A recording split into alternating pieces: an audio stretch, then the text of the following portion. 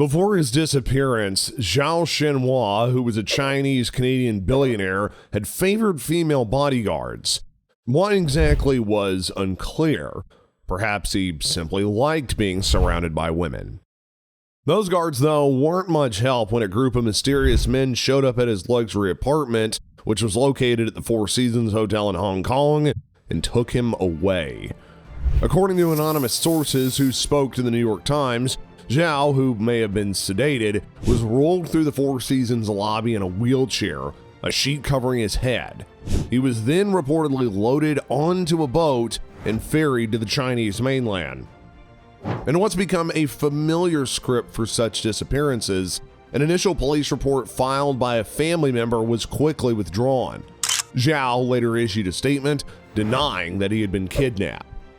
If you like this type of content, then make sure to hit that like button, subscribe to the channel, and ding that notification bell. Such stories aren't unique though, as in October 2015, Chinese government operatives kidnapped Guy Minhai, a Hong Kong-based book publisher and bookstore owner, from his apartment in Thailand. Months later, Guy, a Swedish citizen, resurfaced in China, declaring on state television that he had turned himself in to face decades-old drunk driving charges. Guy's colleague, Li Bo, a dual Chinese-British national, also appears to have been kidnapped in Hong Kong in December 2015 by Chinese security forces and brought back to the Chinese mainland. Over the years, the cases have started to pile up. In 2002, Wang Bingzhang, who was a prominent pro-democracy activist, was seized in Vietnam by Chinese operatives and then thrown into prison on the mainland, where he remains to this day. 2 years later, another well-known dissident, Ping Ming, was kidnapped in Myanmar and jailed in China in late 2016, where he died under mysterious circumstances in prison. Nowadays, however, Beijing's policy of forcibly repatriating people it considers Chinese nationals, some of whom are in fact citizens of other countries, appears to be accelerating. Powerful businessmen, ex-Chinese Communist Party officials, dissidents, and even activists have all been targeted as a part of what Western intelligence officials have stated to appear to be a large-scale campaign. These abductions have become so prevalent enough that officials in the U.S. State Department are growing concerned, though they have yet to raise the subject formally with Beijing. The issue is, quote, being talked constantly about at the top, says one state official, who has asked not to be named because they're not authorized to speak publicly on the issue. China's kidnappings appear to be most exclusively focused on current or former Chinese citizens living abroad who are suspected of corruption-related offenses or more nebulous political crimes. Yet, these cases of forced repatriation appear to show just how seriously the Communist Party takes its assertion to anybody that it regards as a national, no matter where they live, work, or study. It's subject to its authority. Apart from the scope, what worries Western intelligence officials is the kidnappings have begun to occur in the territory of core U.S. allies, including some of the Five Eyes intelligence partners: the US, Australia, Canada, New Zealand, and the UK. US officials are fearing that China will soon attempt a kidnapping on American soil, and in fact, it may have already done so. When exactly China launched this renditions program is difficult to pinpoint, in large part because the victims and their families have kept the cases quiet. One of the first cases that had sparked debate goes back to 2005, whenever Chen Yonglin, who was a Chinese diplomat that had defected to Australia, had accused security forces of having drugged and kidnapped Lan Ming, the son of a former deputy mayor of Xiamen 5 years earlier. Lan was allegedly drugged by Chinese security forces and transported from Australia back to China on a state-owned shipping vessel. Chen, who was assigned to China's consulate in Sydney at the time of his defection, had claimed that Chinese officials abducted Lan in order to force his father, Lan Fu, to return to China from Australia to face criminal corruption charges. Australian officials have contested Chen's claims, and the alleged victim, like numerous others, apparently denied the story to Australian federal police. But Chen remains adamant. Reached by phone in Australia, he confirms his account of Len Ming's rendition, citing numerous conversations about such abductions with Chinese military, intelligence, and diplomatic officials during the tenure of the Chinese Military of Foreign Affairs. He says that while in office, he heard of at least one other Chinese-sponsored seizure in Australia, as well as one in New Zealand. Chinese operatives also performed similar kidnappings in Vanuatu and Fiji during this period. Though Australian officials had doubted Chin's claims whenever he made them more than 10 years ago, China's increasingly aggressive and sometimes public repatriations have since made them much more credible. In 2014, Beijing formally announced that it was expanding its anti-corruption campaign known as Skynet or Fox Hunt to target officials who are living abroad. As part of this and other efforts, China claims to have repatriated more than 3,000 individuals since 2012.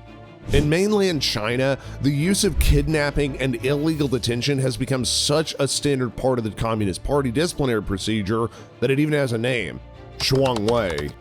In order to be able to isolate suspects in corruption cases, which are often intertwined with fights among party factions, security officials seize them, hold them in undisclosed locations, and then torture them to extract quick confessions. The use of Shuangwei has increased sharply since Chinese President Xi Jinping had launched his anti-corruption drive. These techniques are now being used to be applied abroad, and among US allies, Australia seems to have borne the brunt of China's efforts. The number of suspected kidnappings in that country is approaching double digits and includes multiple cases where individuals were beaten or drugged and then dragged onto a boat destined for China, according to former senior US intelligence officials.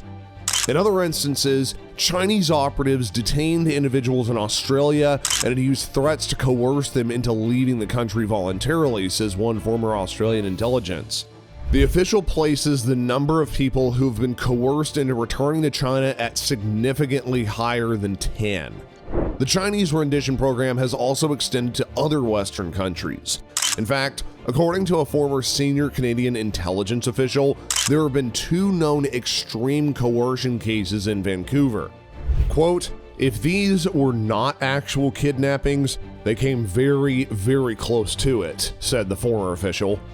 Chinese intelligence or security operatives appeared in person and threatened to harm the victim's family and friends if he or she failed to cooperate. Quote, "They grabbed somebody and walked them onto a plane," the former official adds. The former Canadian official describes Chinese operatives using a quote-unquote carrot and stick approach. Individuals were promised leniency if they agreed to cooperate and return to China, while those who resisted were subjected to escalating threats. The former official estimates that such cases in Canada have totaled fewer than 24, with many focused in the Vancouver area. The identities and alleged transgressions of the victims remain somewhat opaque, and according to one former senior US intelligence official, those kidnapped in Australia have been accused of graft or corruption. But other former US intelligence officials have pointed out that China often employs such accusations as a means to target dissenters or other suspected enemies of the state. And in some cases, at least, the political motivation has been clear. In early 2016, for example, Li Jin, a pro-democracy journalist, was kidnapped in Thailand and returned to China for an unspecified investigation. The Chinese government will use every means possible to bring individuals wanted on graft or corruption charges back, says Chen. Quote, "They will threaten or terrorize people to do it. They might try even kidnapping." The question that most concerns US intelligence officials, however, is how far the Chinese government would go to repatriate individuals from the US, where a kidnapping could provoke a serious international incident. And according to some former US officials, it's already happened. China's use of kidnappings has intensified over the past decade, according to Huang, the US-based dissident. Quote, "They've been very aggressive," she fears. Fear is widespread within dissented circles, says Huang, describing one of her US-based contracts who's been subjected to a coercion campaign. Religious and ethnic minorities have also been targeted, and according to Ilsat Hassan, a Virginia-based Uyghur activist who fled China in 2003, A police officer in China called him in the US multiple times in 2009 and 2010, offering blanket shipments and thinly veiled threats in exchange for Hassan's return to China. He had refused and threatened to call the FBI. How to define these cases as instances of extra-legal repatriations, extreme coercion, or even sometimes as extraordinary renditions is open to debate. But intelligence officials watching the issue say that these actions signal a future where China is embroiled to unleash its security apparatus abroad, even on US soil. China's pursuit of its nationals in Western countries points to a much larger policy that isn't likely to stop in the US borders. In a recent address to the National Party of Congress, Xi emphasized the government's global reach over the Chinese diaspora. Quote, "We'll maintain extensive contracts with overseas Chinese nationals, return Chinese, and their relatives, and unite them so that they can join our endeavors to revitalize the Chinese nation," he said. We hope that you enjoyed watching our latest video. And while you're still here, please go ahead and click on one of the videos on your screen. Thanks for watching.